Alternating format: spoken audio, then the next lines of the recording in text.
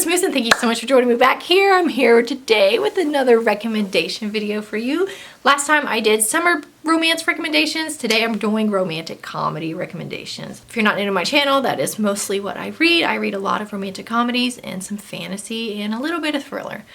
So those are my favorites. I read a lot of romantic comedies last year. I think I read like 80 of them maybe. So today I have some romantic comedies for you. Some of them are my favorites. Some of them I haven't seen a whole lot of people talk about, but I thought were really good. And I just kind of want some more exposure for them because a lot of these were fun, but I don't see a ton of people talking about them. Some of them are a little bit more popular that mainstream people are talking about. So I just have a kind of conglomerate here for you today, a variety of popular and non-popular, things I loved, things I just think deserve more attention. Let's jump into it. First up, I have When in Rome by Sarah Adams. I'm rereading this one right now so I can go through and tab everything. The pink are all of the like steamy moments that I love and kind of make me swoon, and then the orange, I ran out of orange ones, so the orange and the greens are my funny moments that just make me laugh out loud. So I'm reading this currently. I have like, what, 30 pages left? Not a lot. I'm rereading this one so I can read her new one, Practice Makes Perfect. That's besides the point. This one is one of my favorite books, my favorite rom-coms of all time. Anything Sarah Adams, I sound like a broken record at this point, but anything Sarah Adams is great. This one follows Amelia and Noah. Amelia is a popular pop star. She goes by Ray Rose. And she is kind of feeling bogged down by her celebrity life. She feels like she's not seen. She feels so alone, even though she's constantly surrounded by people. So she decides to kind of take a little vacation, getaway type of thing. And she goes to Rome, Kentucky, which is a small town, like one main street. Everybody lives out in the boonies. Everyone drives a pickup truck, all that kind of thing. And so she decides to go there. Her car breaks down in Noah's front yard. Like I say, this is a small town, so everyone knows each other. And the woman at the end, the B&B that she planned to stay at, kind of refuses to give her a room. And so she's forced to stay with Noah. So we have forced close proximity. We have grumpy sunshine. Kind of celebrity. Is celebrity a trope? Celebrity, normal person, is that a trope? I feel like it should be billionaire is a trope, right? This is kind of the same thing.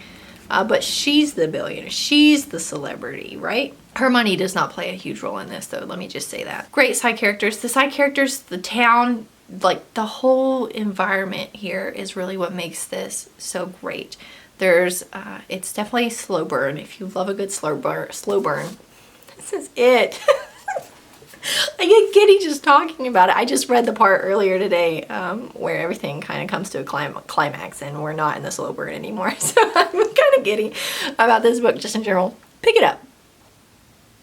If you're looking for a good romantic comedy, pick it up. It is clean, closed door. Let me just say that. Not spicy. So let me just say that because I know some people want that. I like closed door, but I know people like spicy. So it is closed door. But if you are okay with that, get it. I'm 7 minutes into this video and I've talked about one book. Next up, I have a favorite of mine. I have the Bromance Bookclub by Lyssa K. Adams. I love this series. There are 5 books in this series now. I only have the first one, physical copy. It is my goal to get all of them. Really, you can choose any of these and they would be great. This whole series is great. They all follow this group of guys who are kind of like wealthier, more prominent men in the Nashville area. So they're not billionaire romances, but they are like not billionaire romances, if that makes sense.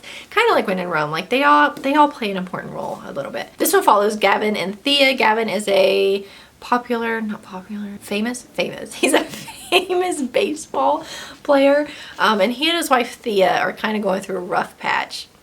These have spice in them. I'm trying to say this tactfully. He discovers at the beginning of the book that he has never pleasured his wife fully until it just spontaneously happens, and he kind of gets shocked and he's like, what just happened? Like, did you just do what I think you just did? And he finds out that she's been lying to him their whole marriage.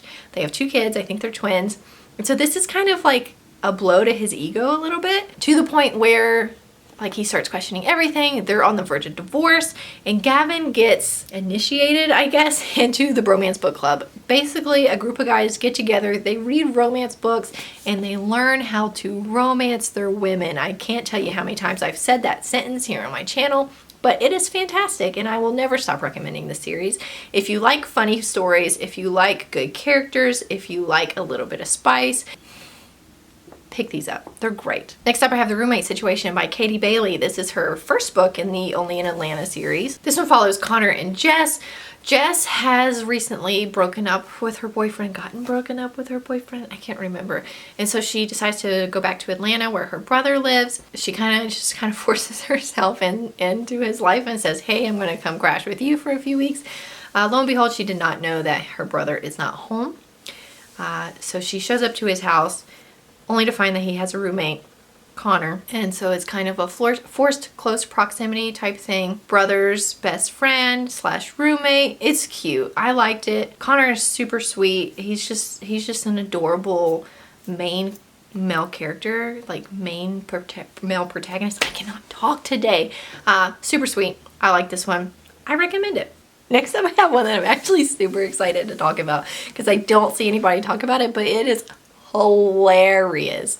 I'll talk about the first one, I guess. I have The Royal Treatment by Melanie Summers. This is part of her Crown Jewels trilogy, maybe. I have read all three and they're all fantastic. I won't spoil the second two because they do all deal with the same two characters. We have Tessa, I think. Tess, I'll call her Tess. We have Tess and Arthur. And Tess runs basically a hate blog where she blogs about the royal family and everything that she hates about them and everything that they do wrong. And so Arthur's family is kind of in an awkward situation where they're not doing too hot in the eyes of the public, in the eyes of their citizens. And so he kind of wants a PR scheme to shine his family in a better light. And so he reaches out to Tess, his biggest, adversary, I guess you could say. And his idea is essentially, if I can make our biggest enemy a fan, then everyone else will follow. And so he reaches out to Tess and kind of invites her to come stay in their palace or whatever you want to call it. I don't know.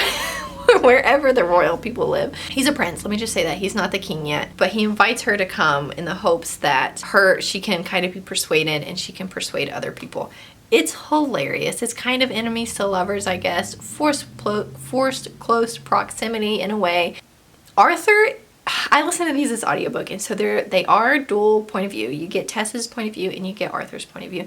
Arthur's point of view is my absolute favorite, one of my favorite romantic comedy point of views. He is slightly sexist, let me just say that. But his remarks, I found them hilarious. I love them. They were so male. I think Melanie Summers does a great job at making their voices distinct, and he definitely has his own voice. I can't recommend this enough if you're wanting dual point of view, funny male protagonists. They're hilarious. We'll do one more. I originally had 10 on this list, but that video might be a little long if we do 10, so we'll do one more. I want to include The Bodyguard by Katherine.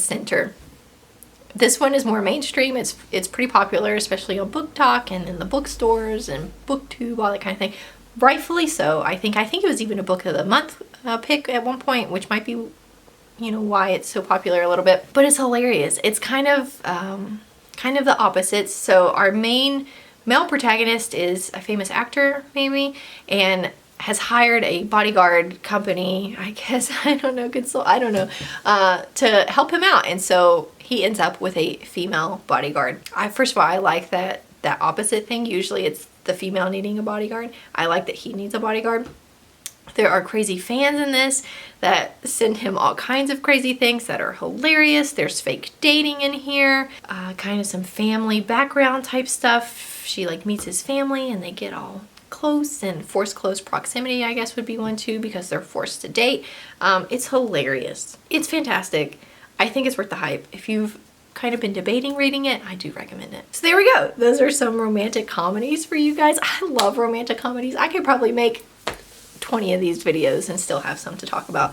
I'll probably make more of these just because I do have more to talk about, but here are some for you. I think I did 5 in this video. Thank you guys so much for watching this video. If you liked it, be sure to subscribe down below and leave a comment. Let me know if you read any of these, what your thoughts were. If you haven't read any of them, let me know which ones you want to try now. I hope so. And also let me know any romantic comedies that I need to check out. I love a good romantic comedy. You guys are awesome. I am so thankful for you. And I'm so blessed to have you here on my channel. And we will meet back here next time. See ya!